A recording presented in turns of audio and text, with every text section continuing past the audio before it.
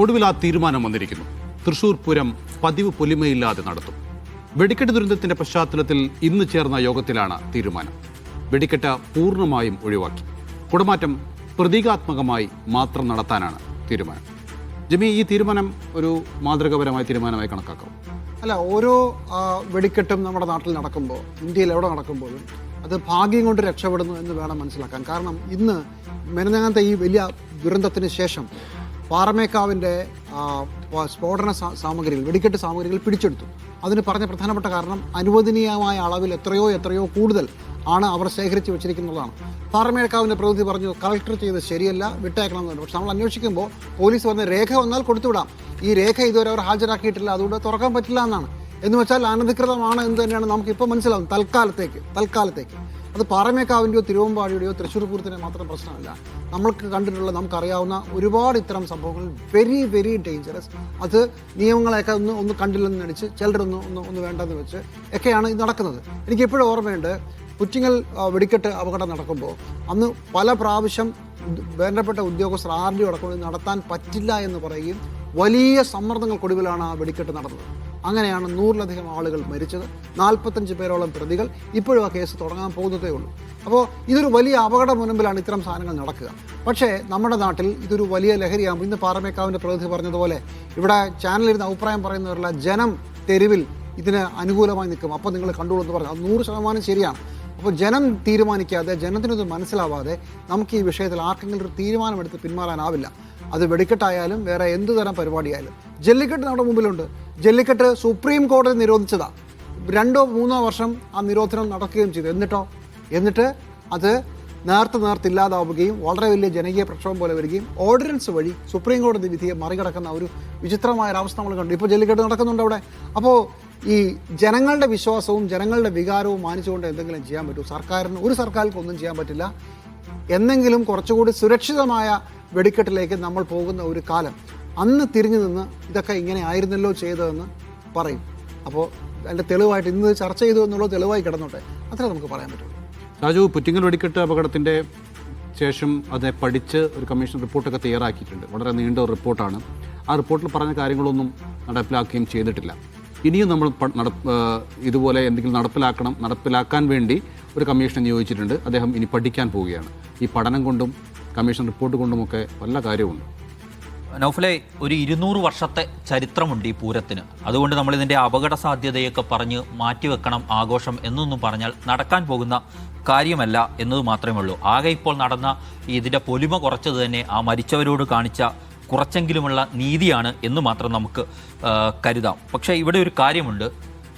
പുറ്റിങ്ങൽ അപകടവുമായി ബന്ധപ്പെട്ട കമ്മീഷൻ റിപ്പോർട്ടിലെ 4 കാര്യങ്ങൾ നടപ്പാക്കിയിരുന്നെങ്കിൽ, ഉദ്യോഗസ്ഥർ സൂക്ഷിച്ചിരുന്നെങ്കിൽ ഈ അപകടം വരുത്തി വെക്കില്ലായിരുന്നു. 1, ഈ വെടിപ്പുരകൾ തമ്മിൽ വേണ്ടത്ര അകലം വേണം. ഒരിടത്ത് പ്രശ്നമുണ്ടായാൽ മറ്റിടത്തേക്ക് തീ ആളിപ്പടരാൻ പാടില്ല എന്നത് ആ റിപ്പോർട്ടിലെ 4000-ലധികം പേജുള്ള റിപ്പോർട്ടിലെ ഒരു ശുപാർശയായിരുന്നു. നടപ്പാക്കപ്പെട്ടില്ല. സംഭരണത്തിന് മാനദണ്ഡം വെച്ചിരുന്നു. അതായത് ഇത് സംഭരിക്കുന്നതും കൈകാര്യം ചെയ്യുന്നതുമായ വെടിമരുന്നിൻ്റെ അളവ് അടിസ്ഥാനമാക്കി ഓരോ സ്ഥലത്തെയും ജോലിക്കാരുടെ എണ്ണം നിശ്ചിതപ്പെടുത്തണം, അതിൻ്റെ സമയം നിശ്ചയിക്കണം എന്നിവ നടപ്പാക്കപ്പെട്ടില്ല. സാമ്പിൾ പരിശോധന നടത്തണം എന്ന് പറഞ്ഞിരുന്നു. നടത്തില്ല. ഇവിടെ പരിശീലനം നൽകണം.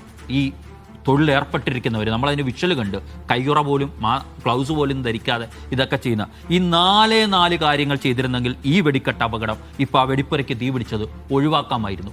അതുപോലും നമ്മളെ കൊണ്ട് നടപ്പാക്കാൻ നമ്മുടെ സർക്കാർ സംവിധാനങ്ങൾ കഴിയുന്നില്ല. ഇനി ഇപ്പോൾ വെടിക്കെട്ട് നിയന്ത്രിക്കുന്ന രാജ്യത്ത് അതിശക്തമായ നിയമങ്ങളുണ്ട്. പക്ഷേ ഈ നിയമങ്ങളൊന്നും ഈ രാജ്യത്ത് ഒരിടത്തും തന്നെ പാലിക്കപ്പെടുന്നുമില്ല. അപ്പം നിയമമില്ലാത്തതല്ല പ്രശ്നം, ഇത് നടപ്പാക്കാതെ പോകുന്നതാണ്. അത് ഇനിയുള്ള കാലങ്ങളിലും ഈ നിയമങ്ങൾ ഇതേ തോതിൽ നടപ്പാക്കപ്പെടുമോ എന്ന കാര്യത്തിൽ നമുക്ക് ഉറപ്പൊന്നും പറയാൻ പറ്റില്ല. ഈ കമ്മീഷൻ, ഇനി വരാൻ പോകുന്ന കമ്മീഷൻ റിപ്പോർട്ടും അട്ടത്തിരിക്കാനുള്ളതാണ്. നിയമസഭയിൽ നമുക്ക് വെക്കാം, നിയമസഭയുടെ ലൈബ്രറിയിൽ സൂക്ഷിക്കാം. അതിനപ്പുറമൊന്നും ഈ രാജ്യത്തും ഈ സംസ്ഥാനത്ത് നടക്കാൻ പോകുന്നില്ല. നിഷാദെ, റോഡിലൂടെ സഞ്ചരിക്കുമ്പോൾ, ഒരു കെട്ടിടം നിർമ്മിക്കുമ്പോൾ, ഒരു സമ്മേളനം നടത്തുമ്പോൾ, എന്തെങ്കിലും പരിപാടി നടത്തുമ്പോൾ ഇതിനൊക്കെ കൃത്യമായ സുരക്ഷാ സംവിധാനങ്ങളുണ്ട്, സുരക്ഷാ നിർദ്ദേശമുണ്ട്. അത് പാലിക്കുന്നുണ്ടോ എന്ന് പരിശോധിക്കാനുള്ള സംവിധാനവും ഇവിടെയുണ്ട്. പക്ഷേ വെടിക്കെട്ടിൻ്റെ കാര്യത്തിൽ അതൊന്നും വേണ്ടെന്നാണ്. അല്ല, അത് പ്രശ്നം നമ്മുടെ സമൂഹത്തിനകത്തും നമ്മുടെ ജീവിതക്രമത്തിനകത്തും ഭരണകൂടത്തിന് വലിയ തോതിൽ കർക്കശമായി ഇടപെടാൻ കഴിയാത്ത കുറേ ഭാഗങ്ങളുണ്ട്. ഒന്ന്, ഒന്ന് ഇത്തരം സുരക്ഷ, അല്ലെങ്കിൽ ഒരു പരിപാടി നടത്തുമ്പോൾ കാണിക്കേണ്ട സുരക്ഷ, അല്ലെങ്കിൽ ഒരു ഉത്സവം നടത്തുമ്പോൾ കാണിക്കേണ്ട സുരക്ഷ, ഒരു ആൾക്കൂട്ടം കൂടുമ്പോൾ കാണിക്കേണ്ട സുരക്ഷ, അതിനുവേണ്ടി നമ്മൾ കീപ്പ് ചെയ്യേണ്ട ചില മാനദണ്ഡങ്ങൾ, അതിൻ്റെ കാര്യത്തിലൊന്നും ഭയങ്കരമായ നിർബന്ധ ബുദ്ധിയും പ്രൊഫഷണലിസവും ഉള്ള നാടല്ല ഇന്ത്യ. അതിൽപ്പെട്ടതാണ് കേരളവും. ഇപ്പോൾ ഉമാ തോമസ് വേദിയിൽ നിന്ന് താഴെ വീണപ്പോൾ നമ്മളെല്ലാവരും കൂടി പോയി നോക്കുമ്പോൾ എന്താണ്, സുരക്ഷയുടെ ഒരു മാനദണ്ഡവും പാലിക്കാത്ത ഒരു വേദിയായിരുന്നു അത്. എണീറ്റ് പോകുന്ന ആളുകൾക്ക് ഫ്രണ്ടിൽ നിൽക്കാനുള്ള സ്പേസിൽ എഴുതിയിട്ട് നിങ്ങൾ 2 സ്റ്റെപ്പ് വെച്ചാൽ നിങ്ങൾ 8 അടി താഴ്ചയിലേക്ക് വീഴും. അങ്ങനെയാണ് ആ സ്ത്രീ വീണുപോയത്. അപ്പോൾ ഒരു പരിപാടി സംഘടിക്കുമ്പോൾ വിജയുടെ കരൂർ ആക്സിഡന്റ് നമുക്കറിയാമല്ലോ, 40 പേര് മരിച്ച അപകടമാണ്. എത്രയോ അങ്ങനെ സ്റ്റാമ്പേഡുകൾ നമ്മൾ കണ്ടു. അപ്പോൾ ആളുകൾ കൂടുന്ന സ്ഥലത്ത് ഏതൊക്കെ തരത്തിലുള്ള സുരക്ഷാ മാനദണ്ഡങ്ങൾ നമ്മൾ കീപ്പ് ചെയ്യണം, അതിലേതെങ്കിലും തരത്തിലുള്ള നിർബന്ധ ബുദ്ധി നമ്മുടെ സംവിധാനങ്ങൾക്കില്ല, സംഘടിപ്പിക്കുന്നവർക്കുമില്ല. അത് ഈ നാടിൻ്റെ സംസ്കാരത്തിൻ്റെ ദുരന്തമാണ്. ഒരു സ്ഥലത്ത് പോയാൽ എങ്ങനെ ക്യൂ നിൽക്കണം, ഒരു കടയിൽ ഒരു ഓഫർ പ്രഖ്യാപിച്ചാൽ അവിടേക്ക് എങ്ങനെ പോകണം എന്ന കാര്യത്തിൽ നമുക്ക് സംസ്കാരപരമായ പ്രശ്നമുണ്ട്. നമ്മുടെ സംവിധാനങ്ങൾക്ക് അത് നടപ്പിലാക്കാനുള്ള ഒരു താല്പര്യക്കുറവോ അല്ലെങ്കിൽ ഒരു ഉദാസീന സമീപനമോ ഉണ്ട്. അത് ഈ പറയുന്ന കരിമരുന്നിൻ്റെ പരിശോധനാ പ്രശ്നത്തിലുണ്ട്. ഇപ്പം നേരത്തെ ജിമ്മി പറഞ്ഞല്ലോ, പാറമേക്കാവിൻ്റെ സ്ഫോടക വസ്തുക്കൾ പിടിച്ചെടുത്തതിൻ്റെ പേപ്പർ കൊണ്ടുവരാൻ പറഞ്ഞിരിക്കുകയാണ്. ഇതെന്താ നേരത്തെ പിടിച്ചെടുക്കാതിരുന്നത്? തൃശ്ശൂർ പൂരം നടക്കാൻ പോവുകയാണ്. കേരളത്തിലെ ഏറ്റവും കൂടുതൽ വെടി പൊട്ടിക്കുന്ന സ്ഥലമാണ് തൃശ്ശൂർ പൂരം, പിന്നെ നെന്മാറ വെല്ലങ്ങിയാണ്, അതായത് വേലയാളി. അപ്പോൾ ഈ നെന്മാറ വേലയും ഇവിടെയാണ് ഏറ്റവും കൂടുതൽ കരിമരുന്ന് സ്ഫോടനം നടക്കുന്നത്, എന്താ പറയുക, പൊട്ടിക്കൽ നടക്കുന്നത്. അപ്പോൾ അത് നടക്കാൻ പോകുന്നതിന് മുമ്പുള്ള ഒരുക്കങ്ങൾ പോലീസിനെ പരിശോധിച്ചുകൂടെ, അല്ലെങ്കിൽ അതുമായി ബന്ധപ്പെട്ട അതോറിറ്റീസിനെ പരിശോധിച്ചുകൂടെ? പേപ്പറിലെല്ലാം ഉണ്ടെന്ന് നോക്കിക്കൂടെ? എത്രയോ വർഷമായി നടക്കുന്ന ഒന്നാണ്. എത്രയോ ഇതിനു മുമ്പ് എവിടെല്ലാം സ്ഫോടനങ്ങളുണ്ടായി ആളുകൾ മരിച്ചിട്ടുണ്ട്. അപ്പോൾ അത് പരിശോധിക്കാതെ ആളുകൾ കൊല്ലപ്പെട്ടതിന് ശേഷം മാത്രം പോയി പരിശോധിക്കുകയും എക്സസ് സംഗതികൾ അല്ലെങ്കിൽ പേപ്പറില്ലാത്തവ പിടിച്ചെടുക്കുകയും പേപ്പർ കൊണ്ടുവരാൻ പറയുകയും ചെയ്യുന്നതിൽ ഈ സംവിധാനങ്ങളുടെ ഒരു പ്രശ്നമുണ്ട്. 2 സംവിധാനങ്ങൾക്ക് തന്നെയും വലിയ സമ്മർദ്ദമുണ്ട്. ഇപ്പം തന്നെ ലൈസൻസിക്കെതിരെ കേസെടുത്തപ്പം ഇത് പൂരം മുടക്കാനുള്ള ശ്രമത്തിൻ്റെ ഭാഗമാണോ എന്നുള്ള ഏറ്റവും ഹീനമായ കമൻറ്റ് പറഞ്ഞിരിക്കുന്നു ഒരു ക്ഷേത്ര കമ്മിറ്റി ഭാരവാഹി.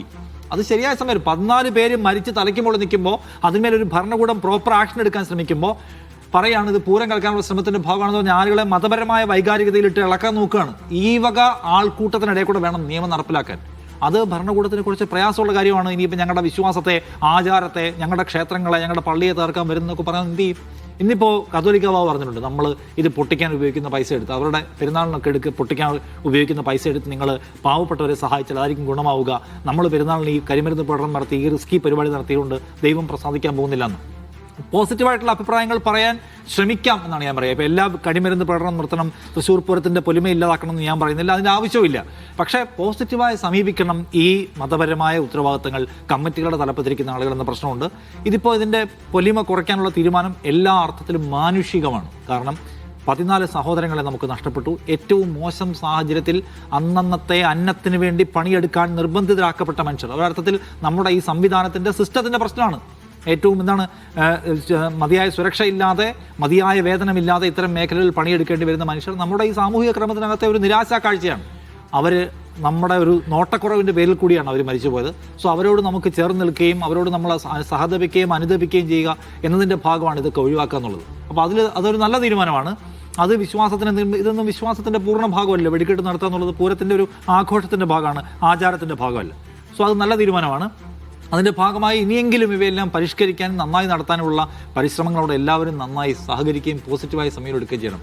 അല്ലാതെ ഇവയെല്ലാം വിശ്വാസത്തിൽ കൊണ്ട് കൂട്ടിക്കെട്ടി സർക്കാരിനെയും സിസ്റ്റത്തെയും മൊത്തം സമ്മർദ്ദത്തിലാക്കിയാൽ നമുക്കിനി ഒരുപാട് പേര് നഷ്ടപ്പെടും. അപ്പോൾ ആളുകൾ മരിച്ചിരിക്കുമ്പോഴെങ്കിലും നമ്മളെ അത് എന്ത് ചെയ്യണം, നമ്മുടെ ഹൃദയത്തിൽ തൊടണം, നമുക്ക് എല്ലാ അർത്ഥത്തിലും. യെസ്, അങ്ങനെ പൂരത്തിൻ്റെ കാര്യത്തിലുള്ളൊരു തീരുമാനം വന്നിരിക്കുന്നു. ഏതായാലും മാതൃകാപരമായ തീരുമാനം എന്ന് തന്നെ നമുക്ക് പറയാം. ഏതായാലും ഇനിയും ഇത്തരം ദുരന്തങ്ങൾ ആവർത്തിക്കാതിരിക്കട്ടെ എന്ന് നമുക്ക് ആഗ്രഹിക്കുകയും ചെയ്യാം.